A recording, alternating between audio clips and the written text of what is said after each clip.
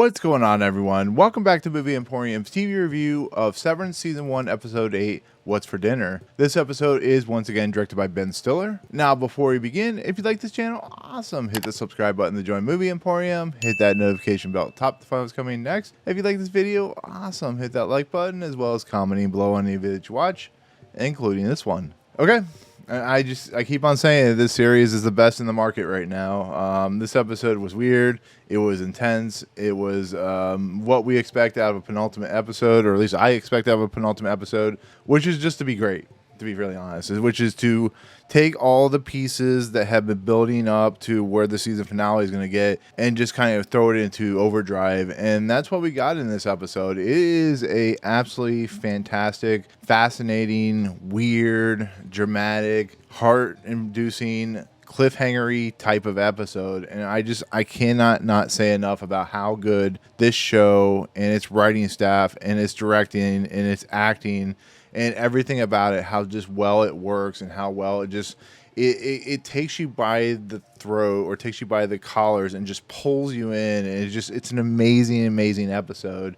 And I just absolutely love it. But we'll get into the kind of synopsis, kind of breakdown. But we have to do the elephant in the room. You guys have told me about it. I absolutely missed it, and I apologize. I do spoiler breakdowns, and I didn't even make this connection. I completely forgot to talk about it, and it has to do with the finale of the last episode, episode 7, and that is the picture. Now, I have trouble sometimes recognizing pictures. It's just unfortunately how I am.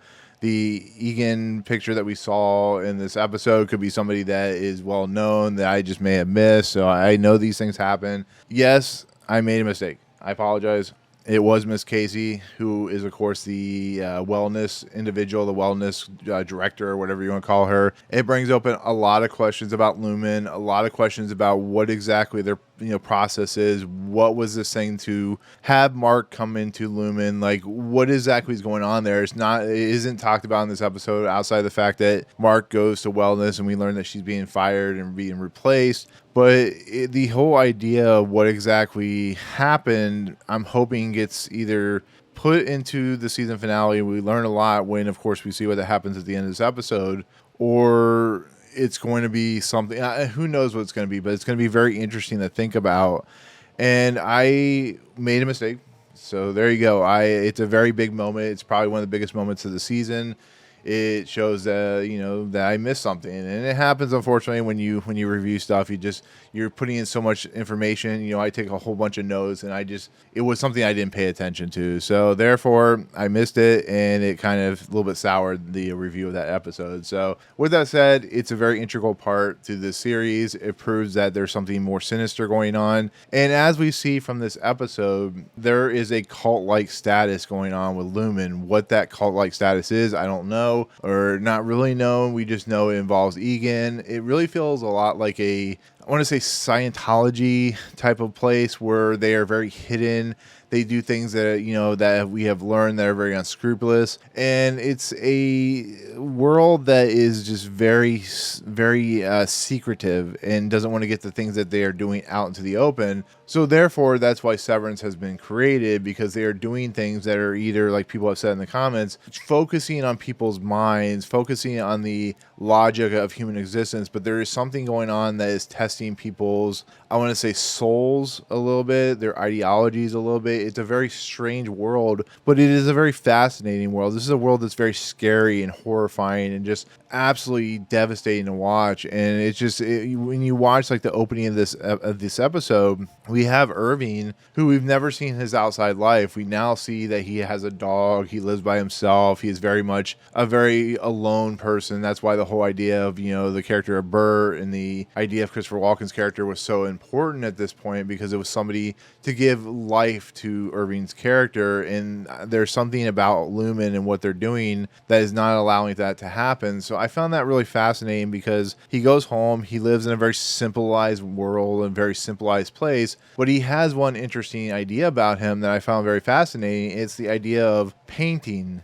If you ever watched The Mist, the very beginning is a painting of the Dark Tower of the gunslinger, which is really important to the world of Stephen King's world. Well, here he's painting what looks like a hallway with a door and a red light, which We find out later it's an elevator with a ding that goes to a certain floor for science of some sort, which Miss Casey goes to. But it's fascinating that he's painting this because it's a subconscious level thing. There's something he knows about, he doesn't know what it is, and he's playing it out like a very subconscious type of situation. And I find that very fascinating because underneath, they're not supposed to remember anything from work, but work has become so damaging to them, especially when Hilly comes into the mix. It's become this like open type of like can of worms that is slowly spilling out. Like, for instance, in the episodes prior, we've seen Irving's character see these big globs of blackness and stuff like that falling from the ceiling and whatnot. It's globs of paint, basically. His inner self and his outer self are starting to like collapse upon one another. It's like if you break an egg and it starts to run a little bit. That's exactly what's happening here. It's an absolutely interesting concept to have, that that the idea of severance is not a perfect situation, it's not a perfect thing, it's something that could scramble the brain a little bit, and that's exactly what's happening to Irvin. So he's having ideas of this hallway and he has no idea why he's painting it, but he keeps painting it over and over and over. And on top of that, he's listening to Ace of Spades by Motorhead, which I find really fascinating because he's always been a very by the book guy. He seems like a very simplified guy, but he's a guy that listens to hard metal, like real hard metal music. And that just shows you that the outside world of a particular human being is very different from the inside world of a very particular human being. So they have their corporate inside world and then they have their outside world, which is completely different. And it's just a really fascinating thing. And I found that opening just to be a really kind of interesting way to show a character and the way they show their place in the world. So it's a very fascinating thing to start out before the actual credit sequence starts.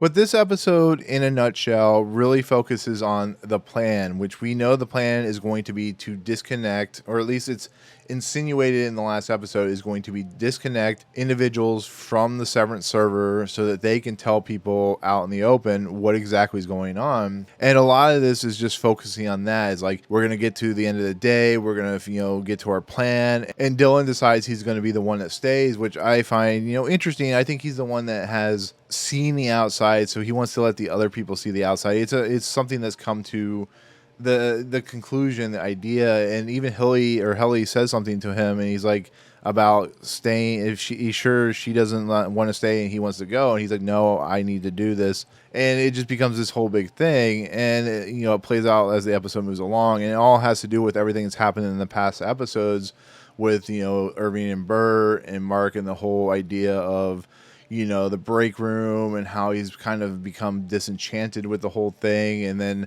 we have, Hilly who, tried to commit suicide, all that stuff. And of course, Dylan saw the outside world at one point. As everything's happening, they're just doing a normal day and they are trying to meet quota. Well, Hilly only has a certain amount of time to finish at 100% to meet quota. And as we see, she's working quickly. Cobalt is watching her. And of course, Milchek is watching her, and everybody's watching her to see if she does it. And she does it. She gets 100%. Everybody's cheering, blah, blah, we're happy, all that type of thing. And it leads to if you're somebody my age or somebody around my age, you remember these like computer games that were very old school in their animation style, and their art style is very, like, I want to say 16-bit, maybe 32-bit or whatever, but it's like a full motion video type of situation, but still animated. But it like opens up with a bunch of mountains and they pan forward. This is a very old school style animation style, what they're doing with their computer program. And we see Egan, whatever his name is, Egan, and he basically says, congratulations, and it's like that monotone computer voice, hell ER, and stuff like that. And it's like a really cool moment, but it's like a very ominous, weird, kind of creepy moment, because one of those numbers that they're finishing, that they're boxing up into these little boxes, and then you get that computer screen with Egan, and it's a really strange, this whole episode is really strange, by the way, but it's a really strange moment. But it fits really well into this universe. It really fits well into this world that they inhabit. If Hilly hadn't come around, these individuals would never really have changed their life at all. It was all her kind of set in motion. That's why she's important to the overall arc of the story. But it's just a very weird, very strange situation, and it's an interesting situation at hand. So of course, because they met quota, they're going to get a waffle party, which is not what I was expecting. I know we all think it's going to be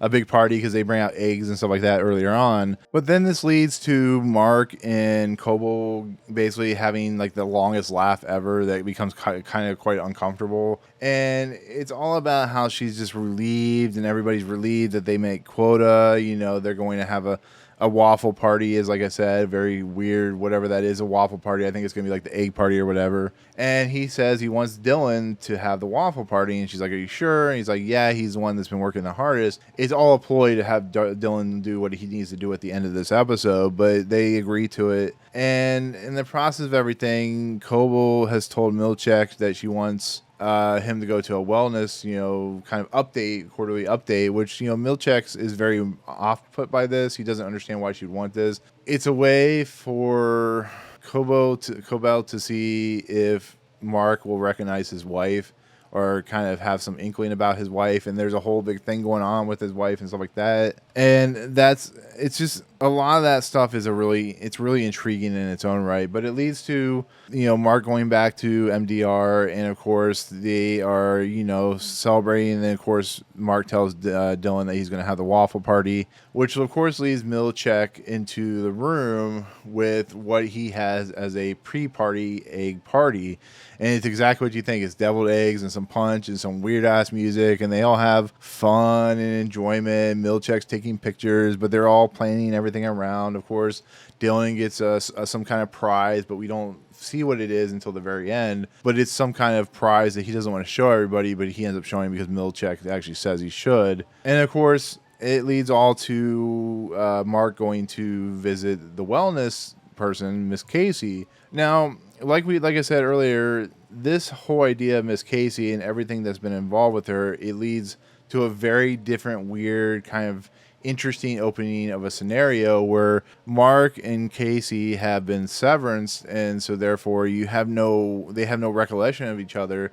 But once again, were they both severanced after the accident? Were they both severance after everything happened? Did Lumen bring Miss Casey back to life? I'm really intrigued and really interested to see how this plays out, what exactly it entails, how everything falls into place. And he goes in there and she starts reading about his outie self and about how he's kind and this and this and this. And she tells him about how she's been being replaced. He's not happy about this. And it just kind of continues into a normal wellness session, but she talked about how in her 107 hours or whatever she's been doing, and plus the 8 hours that she's been with MDR, has been with some of the best she's ever had when it comes to working with someone, when it comes to dealing with someone. And that is really interesting because also what happens in the end of this episode is Mark makes a decision.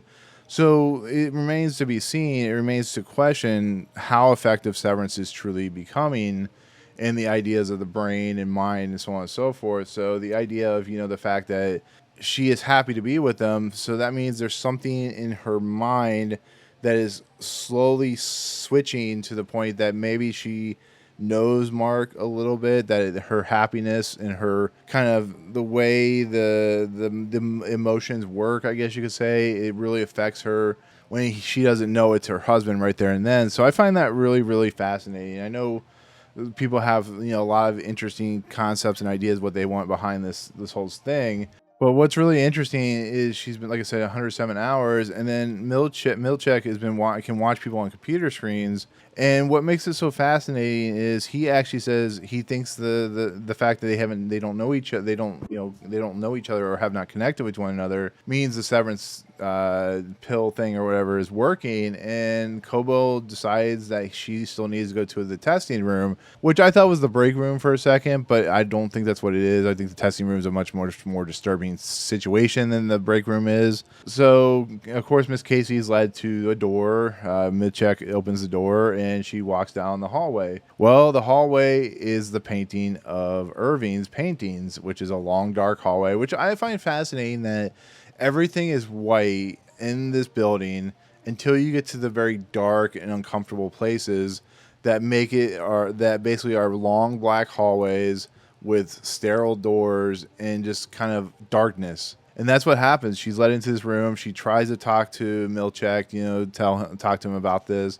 He isn't having it. He says, I need to go to work. And then she just walks in the elevator, and we see the red ding, and it's the painting of course, Irving. Now, the question remains is, what is Irving's consciousness telling him about this door? Once again, we're going to probably find out the next episode, but what is it telling him? Like, what does this elevator mean? What exactly is happening? And I have theories that it has to do with lobotomies and stuff like that, but I don't know. That's just kind of a weird theory that I have, that it's a way of reconditioning or maybe killing people, opening up their brain and stuff like that. I can see a series like this doing this, where it's a operations room where they try to figure out the ideas of what is going on when something starts to go wrong in somebody's head during the severance procedure and the severance idea and concept. But we'll see. It's gonna be either really bad or really interesting to see how it plays out. But this is where things really get interesting, to be fairly honest. Milchek, of course, brings the egg party, like I said earlier. They enjoy the eggs. Apparently, they're the best in the world and stuff like that. And they start planning their kind of final situation that they're going to plan. And it basically leads to their decision that they're going to, each person outside Dylan, tell somebody that they trust or that they know the whole situation of what's going on with Severance, the whole situation, what's going on with Lumen. Dylan is going to go to the waffle party and then sneak out to the security room to actually trigger on the overtime program or whatever it's called. And it's going to, allow them to talk to one another or talk to these people while they're in that overtime program. And of course, Kobo walks into her office and she sees Natalie, who has a wry smile on her face.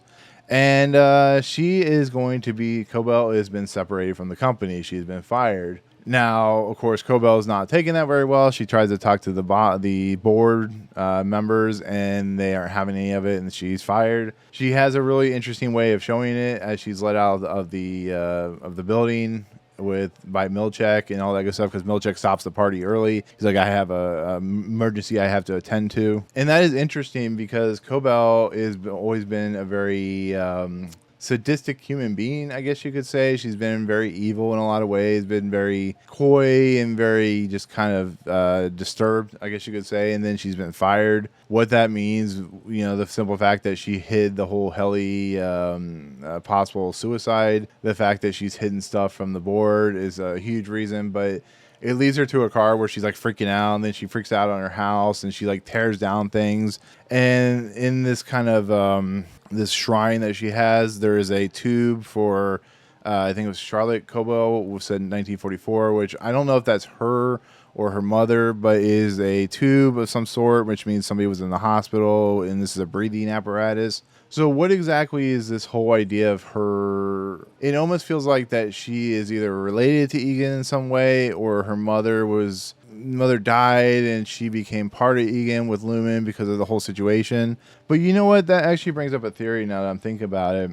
Tragedy runs well in this series, and it runs pretty interestingly. What if Lumen is taking people with tragic backgrounds and using them to see how they react when they work in the world together, and how does that play out, and how does that situational effect happening? I'm thinking that Lumen has something to do with these tragedies, and these people were special in a lot of ways. I have a feeling in this last episode we're going to find something really kind of, holy crap moment, because there has been a couple of holy crap moments in this series, but I think this is going to be, if there is a season 2, like I've been hearing, this is going to be like, what the F did I just see, that type of thing. Or maybe it'll be calm. I don't know. It's very difficult to kind of pinpoint down to why exactly these people work at Lumen and what exactly are they doing. And if this were a miniseries, I think we would have found out by now. But I think this is the first season of a multi-run seasons or multi-run series, so we'll see what happens. But of course, the three individuals, Mark, Irving, and Hilly, of course, leave. They are waiting for the signal to when the transition happens back to the overtime program. And Irving goes back and he does more of his paintings. He's drinking coffee, and of course, Hilly goes off. She's like apparently a socialite of some sort, so she's at a party. And Mark actually invites Kobo, who he doesn't know is Kobo, but of course he invites Kobo to go to Rickon's book book party, and of course she decides to go, and he meets his sister there, and this is the first time he's really ever seen the baby in quite a while, and Rickon's there, and they have a discussion, and of course Cobalt pops up like kind of out of nowhere. She's just there, and this is when Mark has made a decision, and of course Cobalt's talking to her, and he decides he's going to probably quit Lumen because he just can't handle the Severance thing anymore. I think it really affects him in really uncomfortable ways, and this is also an interesting idea because he has decided he wants to do this at Severance at his job, and so I think there's some portion of his sides, his innie and outie side, are leaking back and forth with one another because he has the book, he's reading it, he also has made this decision. It's a really interesting theory that this Severance is not working like it should, and it's starting to eke over into their personalities on their outside life, which is what it's not supposed to do. So this leads to the final piece of this last part of this episode, and that of course is Dylan. He's taken by Milchek to go to the waffle party. And the waffle party's in I think Egan's house, and it's just like one table with one chair, and there's waffles and milk and syrup, and it's waffles. So that's nothing new. That's exactly, I thought it was gonna be like a big party for him, but then it turns strange, which I think this may be an homage to Eyes Wide Shut, but once he's finished, on the table is a plate. It says "Go to the bed," and on the bed is Egan's mask, and he puts on the mask, and what's really crazy is there are some dancers in masks that come in, very skimpy male and female dancers, and they start doing a very sensual, sexual dance to Dylan in the mask, and it's just a very weird moment that kind of proves that there is a cultish like thing going on in this place of business, this business of sorts. Because if you think about it, the parties, the prizes, the work life, everything that's happening, the books that Irving smashes an egg onto, it very much feels like a very cultish like place, and it feels like that this group of individuals are under the control and constantly being pulled back into this world where it's full of lots of money, but it's full of lots of individuals that just kind of drone on and are just part of this lifestyle. And it's a really interesting thing to see because it does show you the opulence of rich people, the opulence of a work life, and how it's very dark and deep and disturbing. But I just found that kind of interesting because it's really an out of kind of place moment, but in a kind of place moment for this series that is Severance. But in the process of everything that happens, to kind of conclude this out, Dylan makes his way to the security office, and he starts following the directions on how to basically do the overtime program. And right before we go to the cliffhanger, he is about to switch the one side on the B side and then switch to A side, but he is too short, so he's having trouble reaching the things. And right before it goes to black, he turns on the other switch before the countdown ends. And that is the end of episode 8. That's the end of What's for Dinner. It's an amazing episode, to be fairly honest. It is a really, really interesting and, like I said, uncomfortable, but very fascinating and dark and weird and fantastic, and it just once again proves that this series is just truly that much special. It really is. It's a wonderful look into the mind of somebody who created something truly special as a work of art, and a director and the talent and the staff that just really found this material something special, and they just ran with it, and everybody's on point. Even the smallish characters like Devin and Rickon just always on point in this episode or in the series, and it just plays out to perfection in every point and facet. There's never anything that's out of place. The things that are out of place are out of place for a reason, and it just truly works as a special form of storytelling. It really is. The fact that Christopher Walken's not in this episode is really sad because I love seeing Christopher Walken, but I have a feeling there's going to be a payoff at the end of this, at least at the end of the first season, that is going to involve Irving and Britt, but we'll see how that happens. And yeah, with that cliffhanger, I'm really excited to see what's going to happen in episode 9, this season conclusion. The series is so good, people. If you're not watching, you really need to watch, because it really is truly great and fantastic filmmaking, and this episode just proves that there is just something in the air at Apple TV that it just knows what it wants and knows what it is and knows how to present itself in masterclass perfection. So once again, 10 out of 10 episode. Fantastic episode. This is one episode of 9.5 out of 10, but the rest have been absolutely incredible. So, but once again, that's gonna be my take on Severance season 1, episode 8. Thank you so much for watching. Once again, I do apologize for missing out on that big moment in episode 7, but it happens. I do apologize. But anyways, in the comments below of this episode, what did you think of it? What's your overall take? Did you like it? Did you not like it? What are your theories about where it's going to head into episode 9, the season conclusion? What is your overall take on just everything that has happened from here to what's going to eventually happen in the conclusion? So let me know. Anyways, that'll do it. If you like what you see on this channel, hit the subscribe button to join Movie Emporium. Hit that notification bell at the top to find what's coming next. If you like this video, awesome. Hit that like button, and we'll see you on the season finale of Severance. Peace out, guys.